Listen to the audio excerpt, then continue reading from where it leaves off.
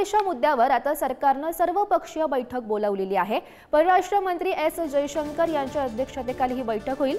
बांगलादेशातील हिंसाचाराचे सूत्रधार चीन पाकिस्तान असण्याची शक्यता आहे। भारत विरोधी घटकांना सत्तेत आणण्यासाठीचा हा डाव असल्याचं म्हणण्यात येत आहे। भारतीय गुप्तचर यंत्रणेला भारत विरोधातील कटाचा संशय सुद्धा व्यक्त करण्यात येतोय।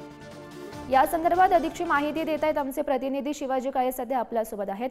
शिवाजी, महत्त्वाची बातमी आपण सध्या पाहतोय, बांगलादेशच्या मुद्द्यांवर आता सरकारनं ही सर्वपक्षीय बैठक बोलावल्याचं समजतंय। कोणत्या मुद्द्यांवर सविस्तर चर्चा होऊ शकते? गौरवानं पाचव्यांदा पंतप्रधानपदी निवडून आलेल्या शेख हसीना यांना अल्पावधीतच त्यांचा देश सोडावा लागला, इतकी अराजकता त्यांच्या देशामध्ये पसरली।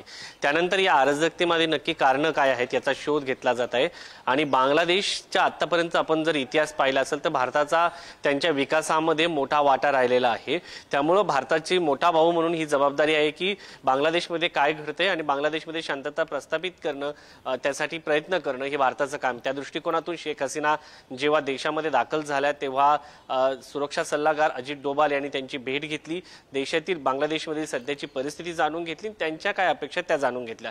त्यानंतर ते पोहोचले ते पंतप्रधान नरेंद्र मोदी यांच्या घरी। त्या ठिकाणी कॅबिनेट काउन्सिल ऑफ सिक्युरिटीची बैठक सुरू होती आणि या बैठकीमध्ये अजित डोभाल यांनी सध्याची परिस्थिती नक्की काय आहे बांगलादेशमधील याची माहिती पंतप्रधान यांच्यासह कॅबिनेट काउन्सिल ऑफ सिक्युरिटीला देण्यात आली। कॅबिनेट काउन्सिल ऑफ सिक्युरिटीमध्ये राजनाथ सिंग असो, निर्मला सीतारामन असो, देशाचे परराष्ट्र मंत्री एस जयशंकर असो, केंद्रीय गृहमंत्री अमित शाह यांच्यासह टॉपचे जे अधिकारी आहेत ते देखील उपस्थित होते। आणि या बैठकीनंतर आता या बैठकीचं इतिवृत्तांत सध्या बांगलादेशमध्ये काय घडतंय हे विरोधकांना देखील विश्वासात घेऊन, त्याचबरोबर सत्ताधारी पक्षातील जे इंडियातील घटक पक्ष आहे त्यांना देखील सोबत घेऊन नक्की काय घडतंय याची माहिती दिली जाणार आहे। कारण यावरून राजकारण होता कामा नये आणि परराष्ट्र धोरणाचा वरती याचा परिणाम होता कामा नये, या दृष्टिकोनातून हे पाऊल उचललं जाणार आहे। अवघ्या काही मिनिटांमध्ये या बैठकीला सुरुवात होणार आहे। आणि सगळ्यात महत्त्वाचं म्हणजे जसं तू सांगितलं की यामध्ये कोणती कारण आहेत, कारण आरक्षणासारख्या मुद्द्याचं हे तात्विक कारण होतं। त्यानंतर सर्वोच्च न्यायालयाने याचा निर्णय,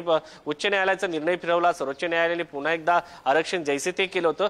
त्यानंतर शेख हसीना यांच्या घरापर्यंत पोहोचण्याची वेळ आली, त्यांच्यावरती हल्ला झाला, त्यांच्या वडिलांप्रमाणे त्यांची हत्या करण्याचा प्रयत्न केला जाऊ शकतो हे त्यांना जेव्हा कळण्यात समजलं तेव्हा ते तातडीने भारतामध्ये दाखल झाल्या। तर या सगळ्या पार्श्वभूमी मागे भारताचा सगळ्यात जवळचा मित्र म्हणून बांगलादेशला ओळखलं जातं आणि त्या बांगलादेशमधील सरकार अस्थिर करण्याचा प्रयत्न नक्की कोणी केला हे पाहणं महत्त्वाचं आहे। कारण पाकिस्तान असो, चीन असो, या भारताच्या शेजारील जे राष्ट्र आहेत ते सध्या अस्थिर करण्याचा प्रयत्न केला जात असल्याचं समजतंय। आपण जर पाहिलं तर म्यानमार आहे, त्यानंतर श्रीलंका आहे, ही जी छोटी छोटी राष्ट्र ही बफर स्टेट म्हणून पाहिली जातात की दोन राष्ट्रांच्या मध्ये जे स्टेट असतात त्यांना बफर स्टेट म्हणतात। त्यामुळे दोन मोठ्या राष्ट्रांना कोणत्या मुद्द्यांवर चर्चा केली जाते हे पाहणं सुद्धा महत्त्वाचं ठरणार आहे। धन्यवाद दिलेल्या सविस्तर माहितीसाठी। तर बांगलादेशवरून खासदार संजय राऊत यांनी केंद्र सरकारला टोला लगावलेला आहे, पाहूयात। सारखीच परिस्थिती बांगलादेशमध्ये निर्माण झाली होती। तेथे विरोधकांचा आवाज दाबण्यात आला, निवडणुकीत घोटाळे झाले, विरोधकांना तुरुंगात टाकण्यात आलं, विरोधकांच्या हत्या करण्यात आल्या, पार्लमेंटमध्ये त्यांचे अनेक भयंकर कायदे करण्यात आले, जनता महागाई बेरोजगारी यांच्याशी लढत राहिली आणि शेख हसीना या प्रधानमंत्री म्हणून अपयशी ठरल्या, फक्त आश्वासनं देत राहिल्या।